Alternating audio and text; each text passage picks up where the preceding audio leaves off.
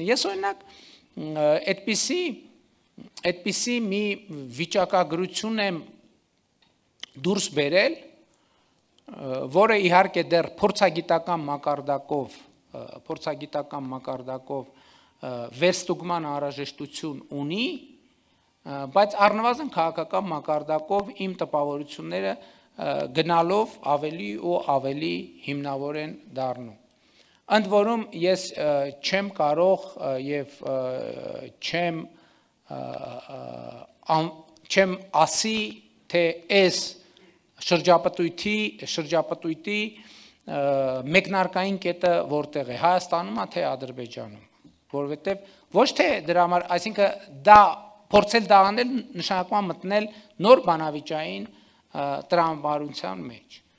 Մասնավորապես ես մի այսպիսի ներքին կապ եմ տեսել, որ օրինակ ինչքան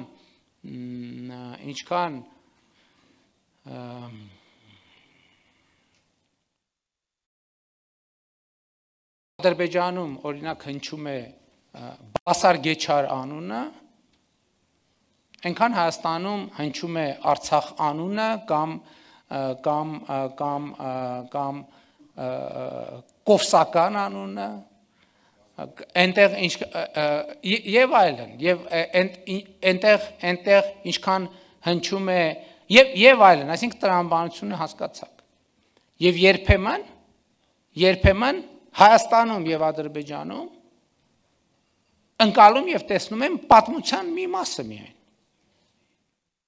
Հասկանալիորեն համարելով, որ պատմության այն մասը, որը բխում է այնտեղից լեգիտիմ է, այսինքն ամեն կողմը, պատմության այն մասը, որը բխում է այնից լեգիտիմ է, որը բխում է մյուս կողմից լեգիտիմ չէ։ Ճիշտ են ասում արդյոք թե չէ, ճիշտ են ասում նրանք, ովքեր համարում են, որ լեգիտիմ է, իրենց ասածը, իսկ դիմացինի ասածը լեգիտիմ չէ։ Ճիշտ են ասում թե չէ։ Այս հարցը ձևակերպելը եւ փորձելը պատասխանել այս հարցին